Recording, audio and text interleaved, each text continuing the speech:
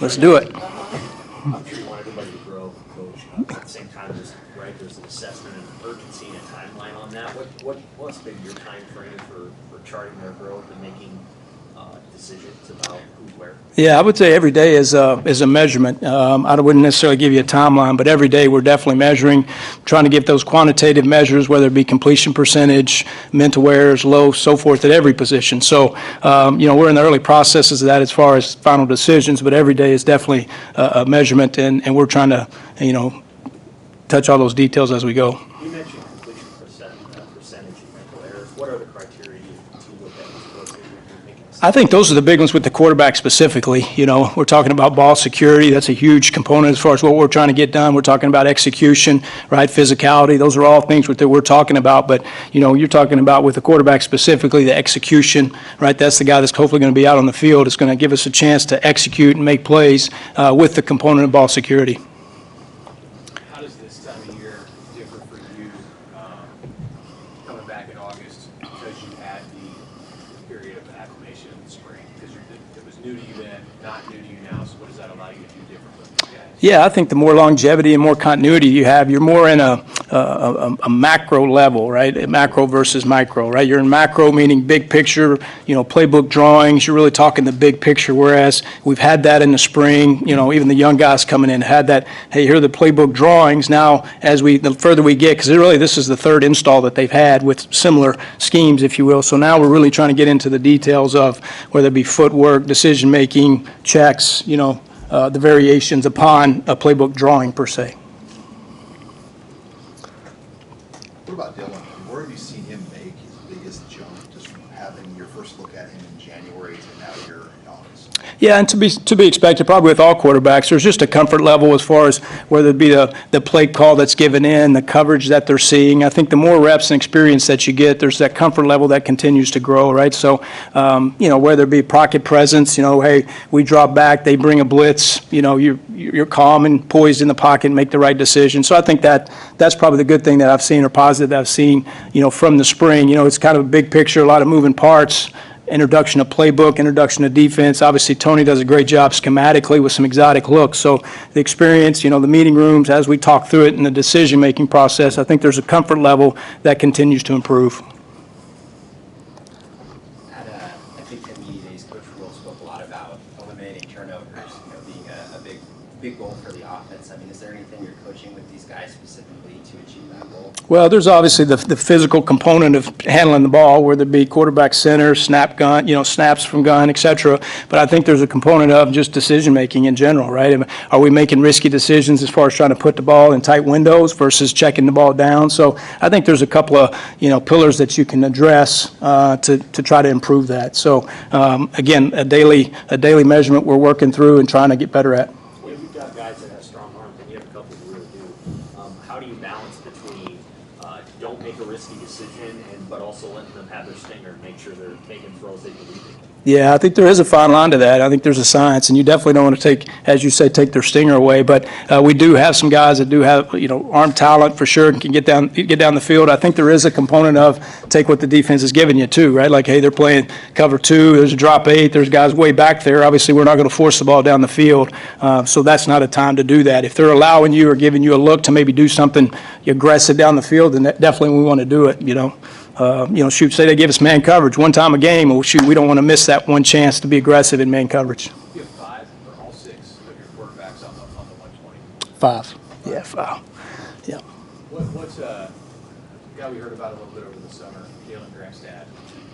Can you go into that process of seeing him, maybe being surprised that day, and just what he can add to your group? Yeah, I think as much as anything is just the experience in the room. He's obviously had success at his other stop, and that success gives him credibility in our room and that experience. So, he's got a great personality, great character. He's humble. He just wants to fit in and help in any way he can. He wants to be a coach, so he kind of has that unique perspective of learning the big picture, which I really appreciate. Garrett McGuire was kind of like that when I coached him at Baylor. Man, he was an awesome asset to me as far as that perspective of helping the quarterback, maybe a little different voice. So he loved those the quarterbacks, that want to be coaches and give that unique perspective. So it's really nice. And then from a skill set standpoint, he's got really nice arm talent. He's athletic with his feet, can make some plays off schedule, whether it be run game or pass game. So I think he brings a nice skill set to us even on the field, for sure. What have the conversations kind of been like with Dylan about just sort of handling the moment as a freshman, the national attention, and soaking that all in, but also still being a freshman in college and being a football player? Yeah, I think that's a conversation you have with everybody, really, right? I mean, when you get to this level, there's a lot of eyes on you and a lot of voices. So, but at the end of the day, we can control what we can control, and it's just talking about the preparation day to day. And once the ball's snapped, and we make a right decision, and all that stuff that's outside really has no factor in what we're trying to get done. So the emphasis is, make sure we're on the same page. We're trying to get done from a coaching standpoint to a performance standpoint, and then God's ability will let you do the rest. Glenn, coming back from the NFL, how is the process of installing headset communication with your TV? Very similar. Yeah, very similar. And even in the NFL, shoot, a lot of these NFL teams, they're on wristbands anyway, so all of a sudden you go, hey, you push the button and it's wristband 3. Sometimes that's even all the communication there is even in the NFL, right? So we have a little bit of, there's some simple, communication, and then, it's really cool when in situational stuff, hey, this is 4 downs, or hey, this is this protection, or hey, be ready for this, alert this, so there's these little coaching points, and I think Sat talked to you guys about it. I think there is a fine line of too much communication. I remember one time when I was in Atlanta, I was talking to Matt, and I probably gave him too much stuff, and he came back and let me hear about it, right? So, and I respect that. I mean, please give us that feedback, but we want to kind of balance that as far as coaching points, whether it be too much or too little. What have you learned about Hurrdat Sports? Just a competitor, character, humility, work ethic, wants to do it right, just everything you're looking for, really. I've been really, really impressed on a lot of levels with him.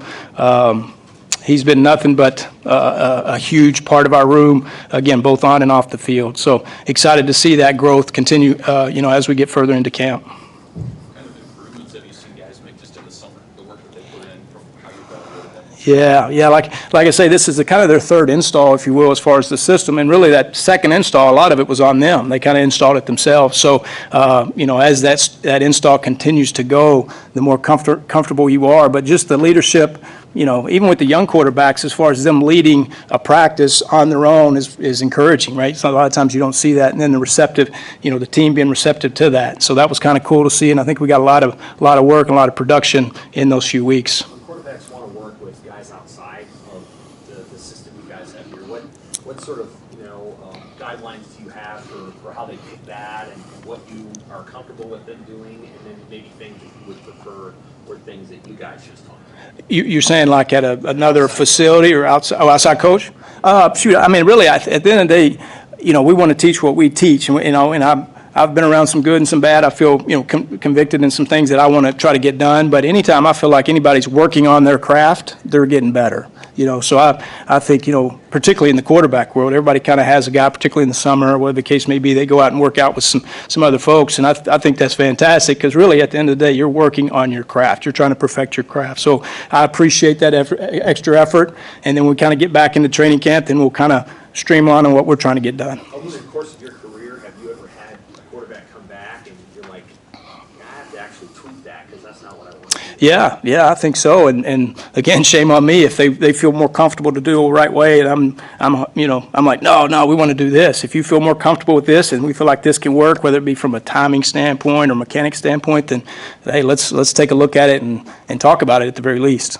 Hey, Glenn, can you speak on just the upgrades at receiver you made? I mean, you probably watched all the film last year and the injuries they dealt with. I mean, how confident are you with this new group of receivers your quarterbacks are throwing? Yeah, I think probably more important than I'm confident, I think the quarterbacks are confident. I think there's a nice group of, particularly even with depth at all positions. So I think that's what I'm excited about more than anything, is our quarterbacks are confident in the guys that they have out there, whether it be a one-on-one matchup or maybe the number 2 receiver here. I don't think there's any hesitation to, hey, let's go let that guy make a play.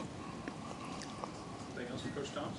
What do you, when you, the offensive coordinator portion of your role, when you think about sort of the global structure of what's going on, what do you like about the offense right now? Like, what impresses you about it? I like just the multiplicity of it, right, and the open-ended of it. I don't think, even like schematically, people, there's schemes everywhere, right? And the longer you're in this profession, I have playbooks for however many feet tall through the years, right? So I don't think it's a scheme so much, but I think it's the availability to get to different schemes and also playing into the strengths of your players.